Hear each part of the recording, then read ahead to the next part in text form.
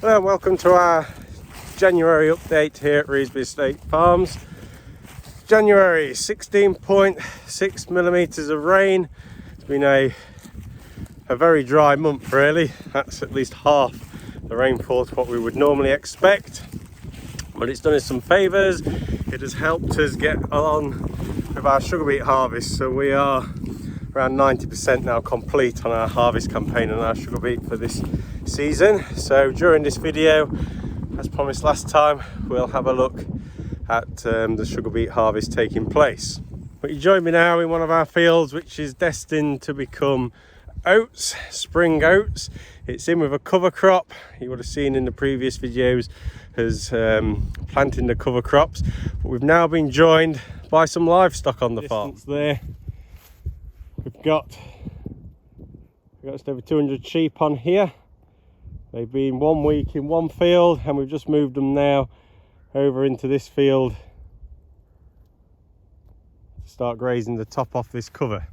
So as a look at this cover here, if you take note of this field, we'll go and look in the field where they've just been, but they're going to eat all of this. We've got some vetches, some radishes, some stubble turnips and some rye in here, direct into the stubble straight after harvest.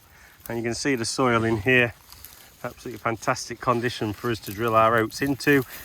We now don't need this top anymore, so we'll let the sheep take it off.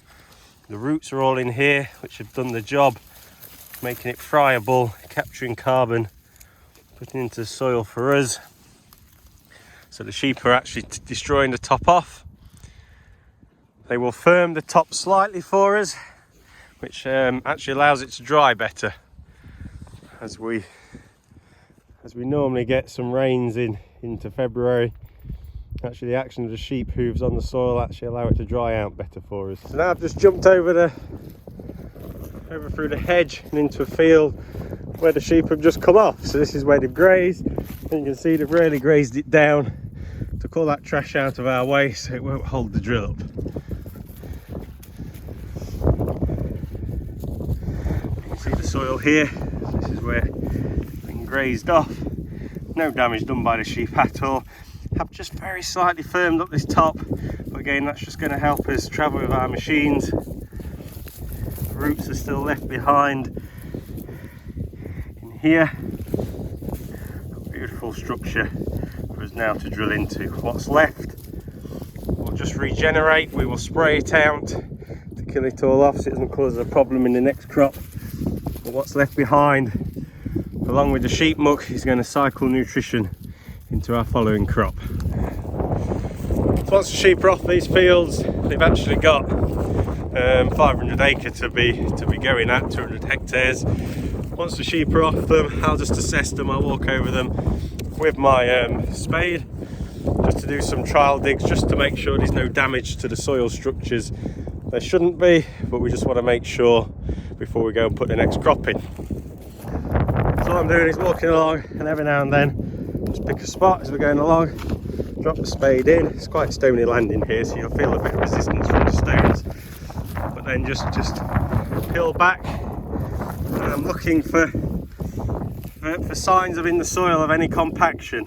You can see here where the roots have gone through.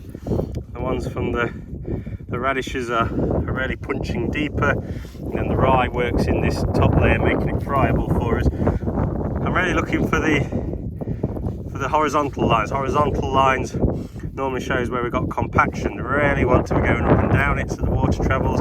So we've got a layer here where it's broke across, and if we have a look, this all breaks away, and we have got a little bit of a layer, an inch thick layer.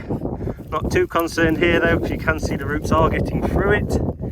If the roots were sat on a plane and going across, I'd be concerned, because it means my actual crop, when I put the oats in, they're going to struggle to get the roots down and access water later on in the season. But no, this is breaking up quite fine. Roots are through. It's an improving picture because we are now direct drilling. We've moved slowly into it, so it's not going to be correct overnight. But yeah, these pans will, with the action of the root, these pans will actually be disappearing. So that's what I'm looking for as I'm digging through the soils, just to make sure it's no worse than that really. But that is all in good order. So as promised in the last update, I said we'd have a look at sugar beet lifting. So here we are, middle of January, and the Bush and Sons are in lifting. There's another field of sugar beets. So let's take a look at the beet. This is a sugar beet in the actual rows. It's a root crop. So we're after the beet, which is actually growing in the ground here. So we've got the harvester, which the job of the harvester, it flails this top off, and then it'll just nick the very top of this off. We don't want to take too much off because we're paid on the weight of the beet and also the percentage of sugar content within it. We want to just try and get as much dirt off from the beet as we can, because we then get deducted. The loads are sampled randomly and we get deducted for the weight of the dirt what is on the beet. So the harvester's got to get this out in the ground as clean as it can and take just the right amount of top off. If it takes that, if we had the top actually left like that, that would be perfect. And like I say, they're in precision rows, all running perfectly in line, because the harvester will lift 6 rows at a time and spaced. Each beet is growing. When we drill sugar beet, precision drilled, and each beet comes from one seed. Here's the sugar beet harvester working in the field. It's a 3-axled machine. There we go, he's just about to unload his load now. You can have a look, the machine actually staggers, it doesn't run in a straight line. So it spreads its weight across the land and helps just carry the weight of the machine and protect the soil best it can. It is unloading into Dale now. We have a look closer at the machine as it comes by. So we've got the topper working. Then the shares, you can see the beet going through the shares onto the dolman rollers here, just taking some of the top out, some of the dirt out, up into the body, and then we get it onto the turbines.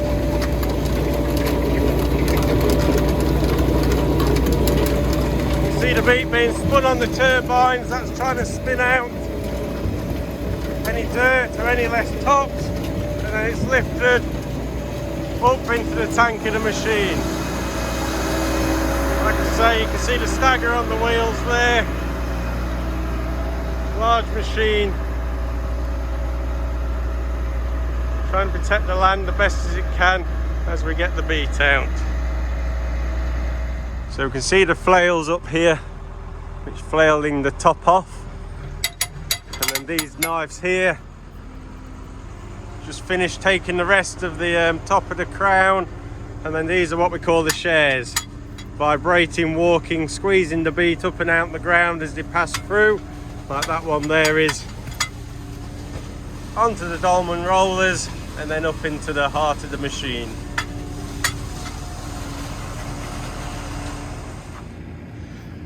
So we've got the beet being pushed up on here. We'll just do a safety thing.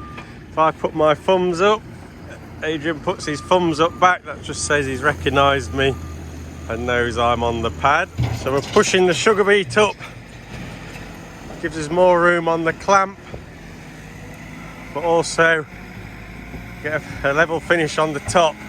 As this is going to sit here for about 10 to 14 days, it keeps the frost pockets away so it'll store better, rather than leaving it uneven and leaving in deep pockets where the frost can sit and damage the sugar beet.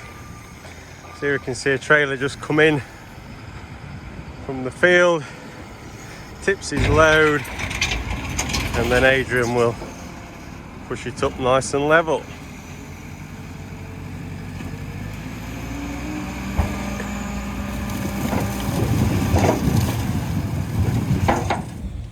So if we take a closer look at the sugar beet, here we can see it.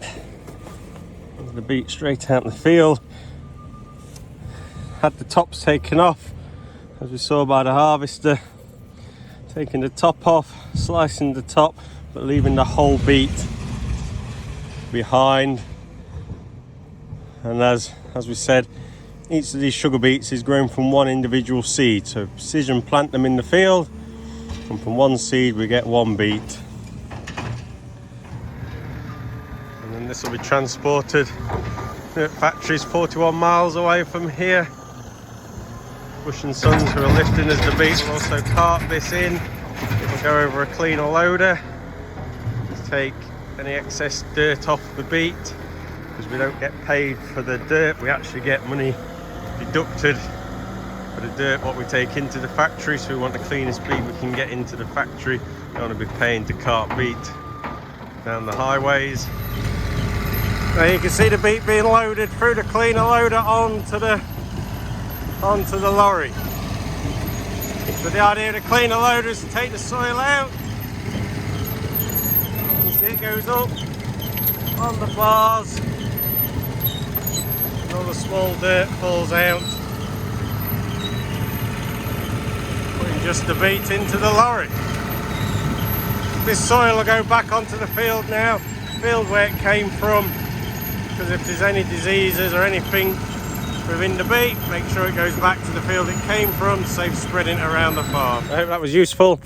January update. Now as we move into February, if it stays dry, like I say, we will get drilling. Spring beans will be the first thing we put in. We'll drill our spring beans straight into a cover crop, and then we will move on to drilling these oats on here.